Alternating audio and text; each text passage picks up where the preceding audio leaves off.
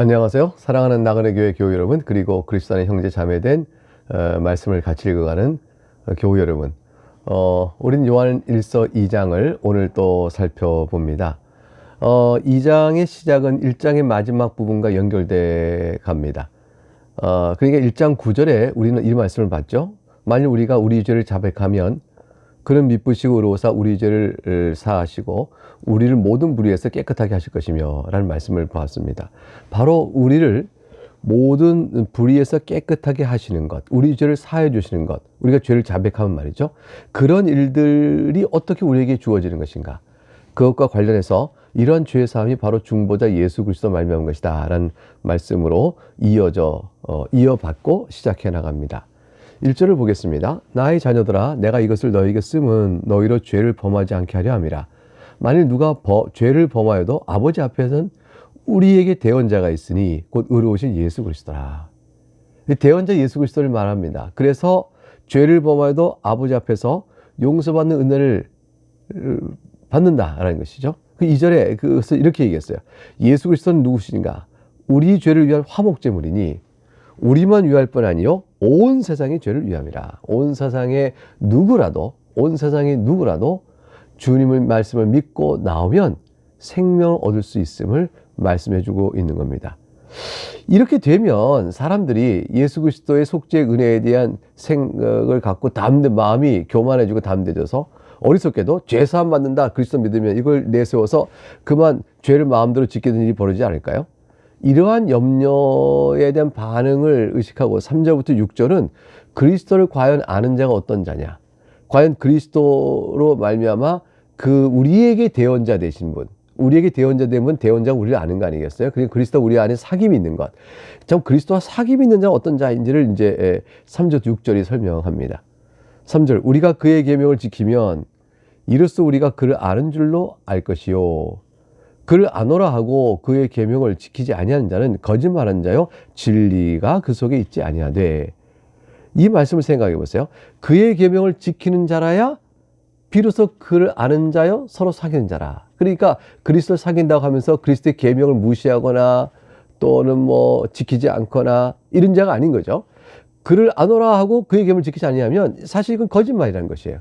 그러니까 그리스도를 알고 그리스도를 사귄다는 것은 바로 그의 말씀, 그의 뜻, 그의 계명을 사랑하는 것과 서로 연결되어 있다는 것입니다.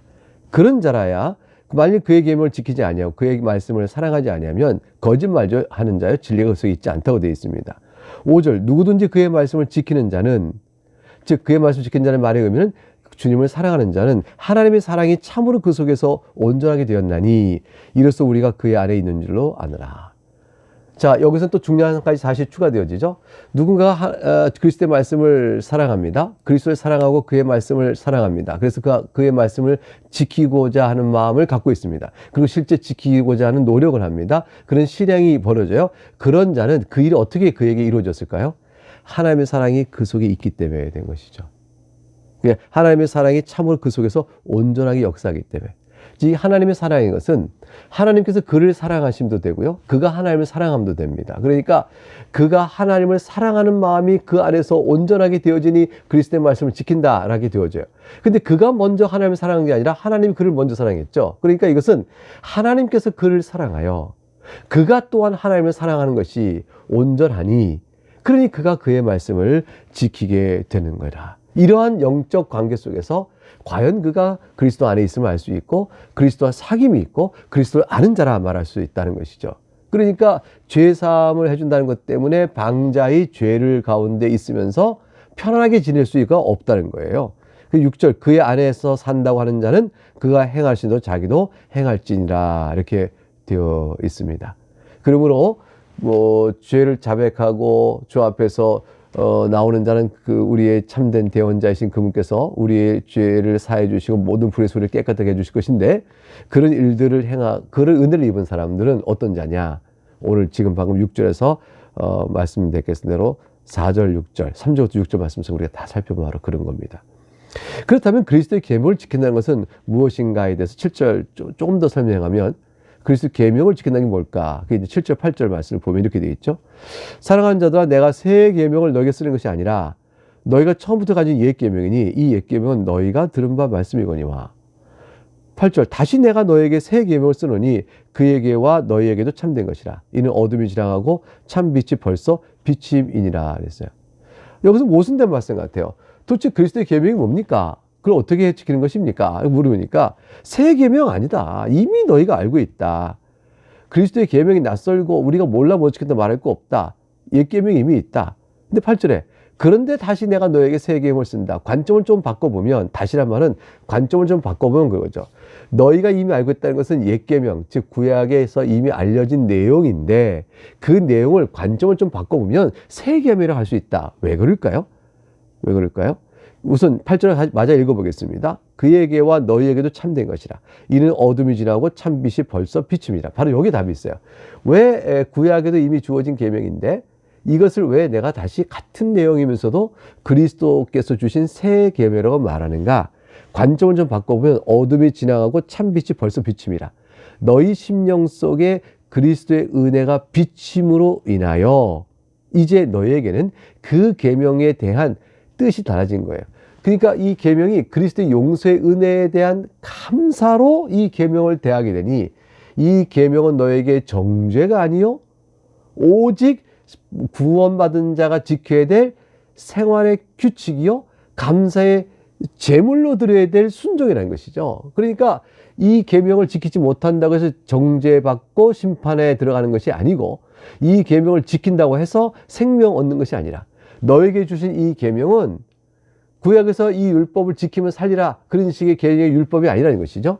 구약도 은혜 언약이었어요. 하나님의 제사를 통한 용서의 은혜 언약 안에서 감사하여 지키는 율법이었는데 근데 이제 이 계명이 행하면 살리라는 행위 규칙이 같이 이게 따라 붙어서 이 마치 율법이 레위기서에서 말할 때 지킴 행하면 살리라는 말씀 때문에 하나님의 계명이 마치 우리가 의를 얻어 구원에 이르게 되는 수단인 것처럼 오해가 된 것이죠. 이제 그런 것이 구약 시대 때 그것처럼 되어지는 식으로 계명이 역사하지 않는다. 이게 하나님의 율법은 구약에도 성도 참으로 구원받은 자에게는 생활의 규칙이고 감사의 규칙이었고 구원을 율법을 지켜 이룰 자가 아무도 없습니다. 구약 백성 다 하나님의 은혜로 구원받는 것이죠. 오실 메시아를 바라보는 마음으로 다 구원을 받았어요. 그럼에도 불구하고 구약 시대에는 율법을 주시면서 행하면 살리라는 말을 꼭 붙여주셨어요. 왜 그랬을까요? 이건 사실 신약 시대도 마찬가지입니다. 행하면 살리라는 말이 꼭 붙어 있는데 이 말이 여전히 역사하는 것은 율법을 범한 자가 영원한 심판을 받을 것이라는 뜻을 가르쳐주기 위한 것이죠. 근데 구약에는 그리스도가 아직 오시기 이전이니까 그림자에 갇혀 있어서 그래서 마치 율법이 행하면 살리라는 이 말과 관련하여 은혜 언약에 속한 사람들 가운데서 율법의 정죄감을 시달릴 수가 있었던 것이죠. 근데 그렇지 않다는 거예요. 이제 그림자가 아니라 실체가 왔기 때문에 이제는 너희가 계명을 지킬 이유가 구원을 위한 것이 아니라 오직 구원받은 자가 지켜갈 방향이라는 것을 뚜렷이 알게 되어졌다. 그런 의미에서 새로운 거예요. 그런 의미에서 새로운 관점이 주어진 겁니다. 즉 그리스도께서 오셔서 행하신 은혜의 구원의 사역이 성취되면서 이 계명이 강조되어지니 그림자 시절의 그 계명보단 훨씬 더 이 계명이 우리를 정죄하지 못한다는 사실이 뚜렷해졌다는 것이죠. 그래서 성도가 오해하거나 그 계명을 무겁거나 두려움으로 받을 일이 아닌 것이 되었다는 것이죠. 그런 의미에서 이 계명은 새 계명이 됩니다. 그러므로 이 새 계명을 지키는 자의 구체적인 사례를 이제 9절부터 11절 말씀에 들어주고 있어요. 빛 가운데 있다 하면서 그 형제를 미워하는 자는 지금까지 어둠에 있는 자요. 구체 사례를 얘기하는 것이죠. 자, 그럼 하나님의 그리스도의 계명을 지킵니다. 그 사랑으로 지켜가는 거죠. 그러니까 이 사랑으로 지켜가는 사람은 형제를 미워하지 않는다. 이렇게 돼 있어요. 왜냐하면 자신이 하나님께 미움받은 자였는데 그리스도의 말씀으로 말미암아 은혜로 말미암아 하나님께 사랑을 입은 자가 됐어요. 하나님과 사람의 관계가 화목해 됐어요. 그러니 그 은혜를 아는 사람이라면 자신에게 미움이 된 형제에 대하여 그 형제를 사랑하는 마음으로 바뀌는 그런 은혜의 작용이 있지 않겠느냐라는 것이죠. 그래서 10절 그 형제를 사랑하는 걸 보면 그리스도의 계명을 과연 새 계명을 지키는 자다, 이렇게 볼 수 있는 거죠. 빛 가운데 거하여 자기 속에 거리끼 없으나 11절 그의 형제를 미워하는 자는 어둠에 있고 또 어둠에 행하며 갈 곳을 알지 못하나니 이는 그의 어둠이 그의 눈을 멀게 하였습니다, 이렇게 되어 있는 겁니다. 그래서 참된 그리스도의 은혜를 아는 자는 형제 사랑의 마음으로 자기 마음을 복음의 능력으로 성령의 도우심을 입어 실행해 나가는 걸음을 걷게 되어지죠. 이제 12절부터 14절의 말씀에는 성도를 사도 요한이 이 그리스도의 믿는 제자를 보면서 이제 자신은 늙었지만 이 예수 안에서 주신 바 이 귀한 생명을 잘 지키고 갈 수 있도록, 세상이 너무나 그리스도의 생명을 위협하니까 그걸 염려하는 마음, 안타까운 마음, 격려, 그래서 사랑의 마음으로 격려하는 내용이 나옵니다. 12절에 보게 되면 자녀들아 내가 너에게 쓰는 것은 너희 죄가 그의 이름으로 말미암아 사함을 받았으며, 그래서 자녀들아 하는 것은 사실 사도 요한이 신앙으로 낳은 전체 성도를 가리키는 말입니다. 이것을 연령대별로 봐서 자녀는 어린 자녀요, 그리고 이제 13절 14절에 아비들아 청년들아 이렇게 나오잖아요. 그러니까 아비, 청년, 어린아이들 이렇게 해서 연령을 3구분으로 보기도 하는데 그것도 뭐 해석이 가능한 거겠지만, 그러나 대개 보게 되면 자녀들아 라는 말 자체, 그 맨 밑에 또 아이들아 하고 나와요. 그것과 연관지어 볼 때 사도 요한이 신앙으로 낳은 전체 성도를 가리키는 말이다, 이렇게 보는 것이 또 좋은 해석입니다. 그러니까 자녀들아, 즉 내가 그리스도 안에서 성령의 은혜로 말미암아 말씀으로 낳은 나의 자녀들아, 내가 너에게 쓰노니 너희는 어떤 자냐? 너희 모든 죄가 예수 그리스도의 이름으로 말미암아 죄사함 받은 자가 아니냐? 우리가 그로 인해서 하나님의 자녀의 의로운 자가 되어졌다. 그러니 나의 자녀다, 복음으로 너희를 낳았다, 이렇게 하는 거죠. 근데 그러한 성도들을 연령대별로 이제 구체화시켜서 또 권면합니다. 아비들아, 그 중에 나이 많은 사람들이에요. 청년들아, 그 중에 젊은 사람들이에요. 아비들아, 내가 너희에게 쓰는 것은 너희가 태초부터 계시를 알았습니다. 태초부터 계시는 누구죠? 예수 그리스도예요. 그러니까 이 요한복음 1장을 생각하면 되죠. 태초에 말씀이 계시나 이렇게 돼 있으니까. 그러니까 사도 요한은 지금 너희 성도들 전체를 다 너희 죄가 예수 그리스도의 이름으로 사함을 받았다, 그렇게 딱 선을 해놓고 그중에 연령대별 아비들에게 말합니다. 아비들아, 태초에 계시니 그리스도를 너희가 알지 않냐? 죄사함 받은 그런 자들에게 구체화 얘기하는 거죠. 그리고 이제 청년들에게 말합니다. 청년들아, 너희들은 이제 이 세상에 너희가 쓰고 너희가 악한 자를 이겼습니다, 그랬어요. 악한 자가 뭐예요? 마귀죠. 마귀의 정력과 정력으로 또 진리를 또 뒤틀리는 마귀의 모든 시험부터 청년들이 기세 있게 믿음으로 이겼다는 것이죠. 아비들아, 너희는 그리스도 아는 자여, 청년들 너희는 악한 자를 너희가 이겼다. 악한 영과 싸워 이겼다. 이거는 뭐냐면 사실은 청년만 그랬겠어요?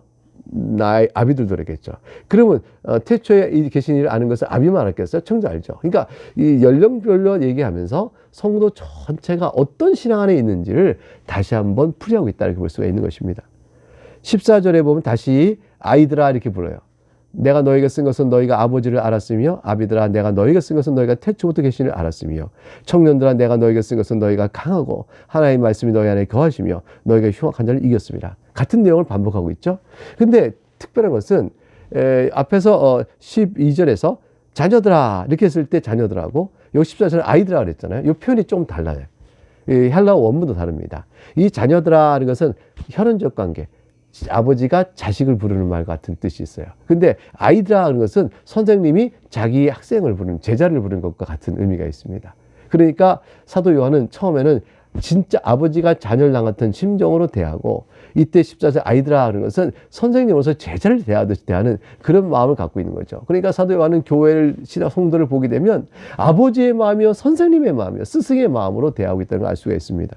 그들에게 똑같이 씁니다. 아비들아, 너희는 너희가 태초부터 계시니 곧 그리스도를 알았으며, 청년들아 너희는 강하고 하나님의 말씀이 너희 안에 있으니 너희가 세상에 있는 악한 자, 악한 영, 그들의 유혹과 진리를 어그리트는 모든 게 싸워서 너희가 이겼다. 성도는 청년의 이 승리의 패기도 가져야 되고요, 또 그리스도 아는 아비의 지혜도 가져야 됩니다. 이게 모든 성도에게 기대되는 바죠. 이제 15절과 17절에 가게 되면 이렇게 말한 이후에 세상을 사랑하지 말라고 말합니다. 세상으로부터 경계, 위협이 있기 때문이죠. 15절, 이 세상이나 세상에 있는 것들을 사랑하지 말라. 누구든지 세상을 사랑하면 아버지의 사랑이 그 안에 있지 아니하니. 이런 세상에 있는 모든 것이 육신의 정욕과 안목의 정욕과 이생의 자랑이니 다 아버지께로부터 온 것이 아니요 세상으로부터 온 것이라. 이 세상도 이 정욕도 지나가되 오직 하나님의 뜻을 행하는 자는 영원히 거하니라. 그래서 이 유명한 말씀, 육신의 정욕과 안목의 정욕과 이생의 자랑이니 이 세상에 있는 것은, 이렇게 된 말씀, 이 유명한 말씀 아니에요? 이 말씀이 여기 나오는데 결국 사도 요한은 성도들을 이렇게 보존하고 신앙을 격려하면서 성도를 둘러싸고 있는 어둠의 세력을 보고 그 경계 대서를 일깨워주고 있습니다. 18절에는 그러면서 지금이 어둠의 때인데 마지막 때라 이렇게 말하고 있어요. 아이들아, 지금 마지막 적그리스도가 오리라는 말을 너희가 들은 것 같이 지금도 많은 적그리스도가 일어났으니 그러므로 우리가 마지막 때인 줄 아노라. 그러니 더욱더 경계하라, 이렇게 하는 것이죠. 상황이 마지막 때라는 것이는, 이 마지막 때라는 말의 뜻은 여러 가지 의견들이 있겠지만 결국 가장 중요한 내용은 뭐냐면 그리스도께서 다시 오시는 일만 남은 때다. 이게 이제 마지막 때 의미예요. 그러니까 초림과 재림사이다, 이렇게들 얘기하는데 결국 그것은 가장 제가 볼 때는 마지막 때를 설명하는 가장 좋은 표현은 주님 오시는 일만 남은 때예요. 그게 마지막 때예요. 이제 주님만 오시면 되는 거죠. 마지막 때죠. 그렇게 주님만 오시면 되는 때이니 그때가 이르기 전까지 마귀가 역사하고 세상이 어떻게 너희를 넘어뜨려 할 것이다. 그러므로 경계하라 말씀했습니다. 그럼 적그리스도에 속한 자가 어떤 자들일까요? 어떤 자들인지 알아야 경계할 거 아니에요?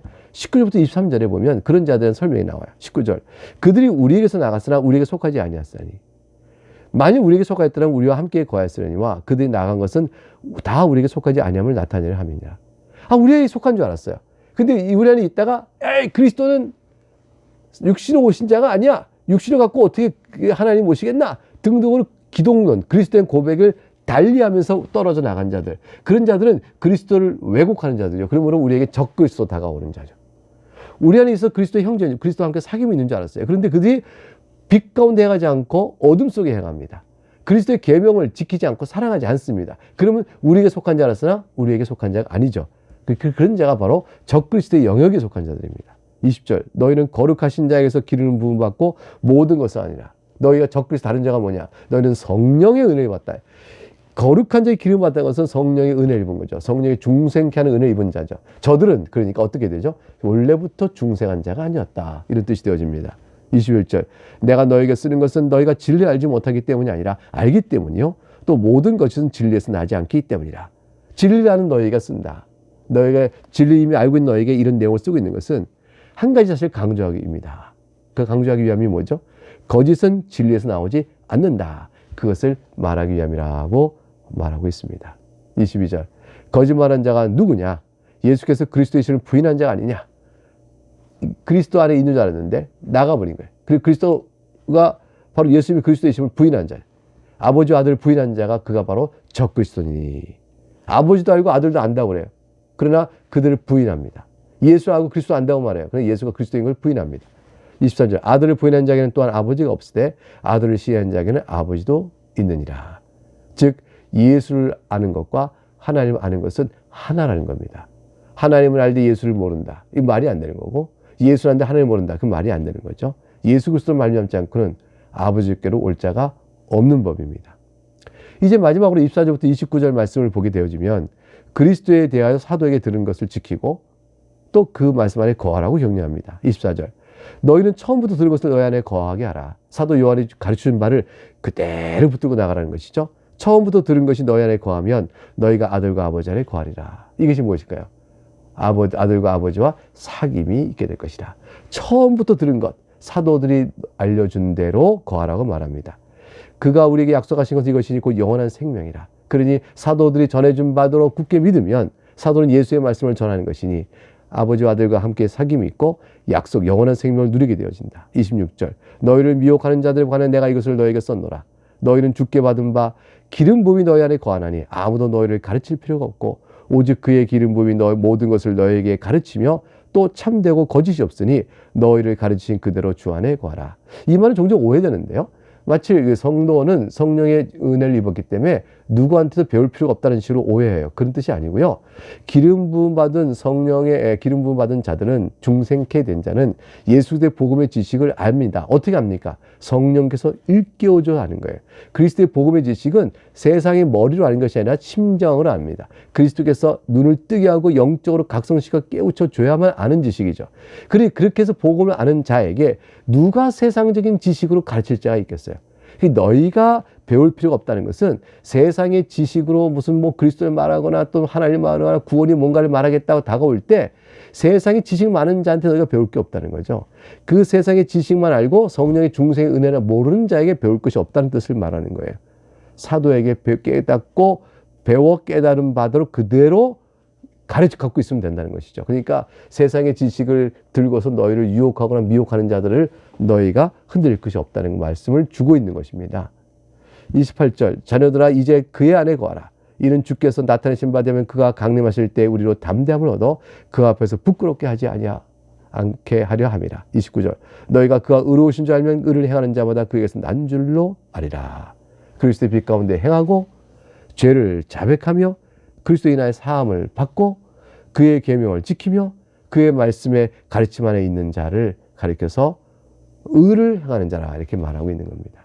여러분 모두, 우리 모두가 이 은혜 가운데 있음을 생각하면서 감사함으로 오늘 하루도 복된 믿음의 삶을 살아가실 수 있기를 주의 이름으로 축복합니다.